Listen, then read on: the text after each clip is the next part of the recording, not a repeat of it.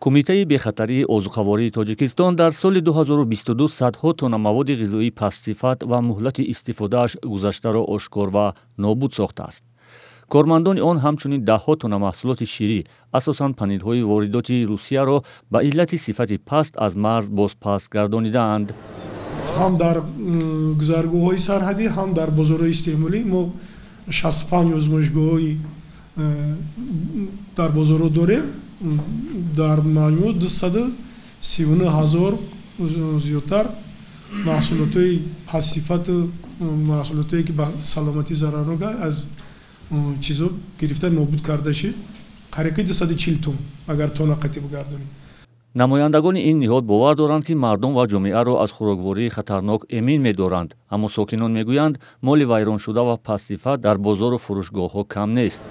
магазинҳо бисёра мери инами тортам рафтим тортхарӣ мисол дидум мисол як ҳафта гузаштаги аз сурок сода торт лекин нагирифтум бо бисёр вақт молочниҳоя мебинум бисёр ҳамаш сифатш гузаштагӣ вақте ки молочниҳо сифатш мегузара муҳлатш мегузара болош вай мешада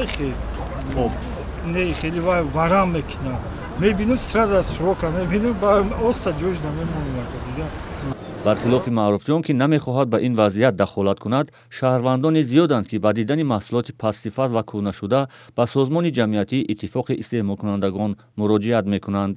дар соли сипарӣ гашта ба иттифоқи истеъмолкунандагон ҳамагӣ 156 нафар истеъмолкунанда муроҷиат карданд бо муаммоҳои гуногун, мушкилиҳои гуногун ки ҳуқуқҳояшон вайрон шуда буд ва аз ин адад истеъмолкунандагон 32 нафар тариқи хатӣ муроҷиат карда буданд, 84 нафар бо роҳи электронӣ, яъне сомонаи расмии мо истеъмол.тж ва почтаи электронӣ.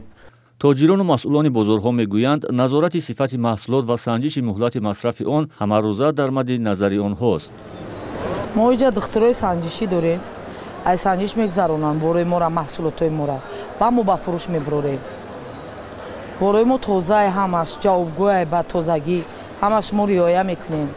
ҳаст хеле ҳодисаҳо мешаванд ки аз тарафи табибон ягон гӯште ки мисол бесифат ошкор мешавад мо ба ташхисгоҳ бурда дар онҷо комиссия мақсад безарар мегардонанд. ин тариқ ҳолатҳо ҳам шудааш ҳаст шудагӣ ҳаст. фурӯши маҳсулоти пастсифат дар бозорҳои Тоҷикистон борҳо нигаронии сокинонро ба миён овардааст. бо вуҷуди фаъолияти ниҳодҳои ба мисли Кумитаи бехатарии озуқаворӣ ва Тоҷикстандард ки ба ҷилавгирӣ аз панҷшавии маҳсулоти пастсифат кор мебаранд, танқидҳо аз вуҷуди маҳсулоти ғайристандартӣ дар бозорҳои кишвар пайваста садо медиҳанд.